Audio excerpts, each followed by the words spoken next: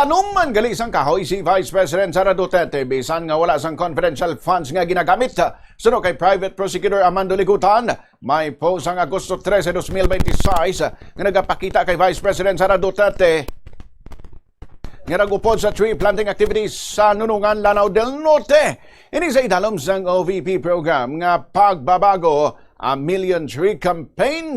Ginpamangkot niligutan ng anay OVP Special Disbursing Officer Gina Acosta kung may confidential funds ang OVP para sa among aktibidad sining 2026.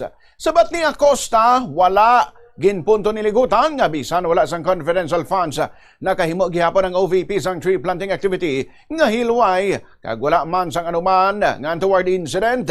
Nag-object naman ang Defense Counsel nga si Lyndon Bakel nga nagasiling nga wala ini sang kang tanan sa articles of impeachment bangod 2026 na ang ginapamangkot niligutan. Sabat naman niligutan ang iapunto amo nga wala gani isang confidential funds ang 2026 pero nakakandak man gihapon sang tree planting activity si Duterte. Sa bahin ni Acosta nagpanindugan ini nga wala naman siya sang ihibalo. Ang konteksto sa pamangkot niligutan amo ang unang testimonya ni Acosta nga gingamit ang confidential funds ni Sara sa tree planting activity sa idalom sang good governance program sang OVP.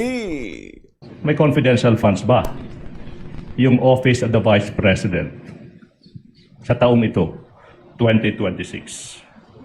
Wala po, Your Okay, Honor. wala. And despite that, despite the absence of confidential funds, nakapag-tree planting with God's blessing, nakapag-tree planting yung Vice President, nagligtas ng walang untoward incident. Tama po ba? Irrelevant, Your Honor. That's very much relevant, Your Honor. If I may, I can explain that. It's part of the liquidation report of the confidential funds, Council. Why is it irrelevant?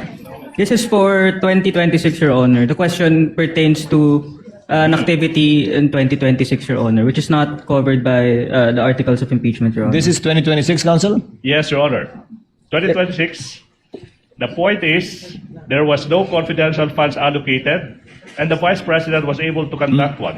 Sinasabi ng, if I may, Your Honor. I get your point, Council. Yeah. I think Council was able to explain Attorney Lyndon. Yes, witness may answer. Ang punto lamang naman, Attorney Ligutan, correct me if I'm wrong, is kasama sa confidential funds na pinang-liquidate nila, yung tree planting, di umano, libreng sakay, yung mga enumeration nila, bagaman hindi ito sa cloud ng taong sakop ng impeachment, gusto mo lang patunayan na nagawa pa rin to kahit walang confidential funds. Crystal clear. Yes, sir. Yes, witness will answer if she knows, because she's the SDO for the confidential funds. Hindi ko alam, Your Honor. Hindi mo alam.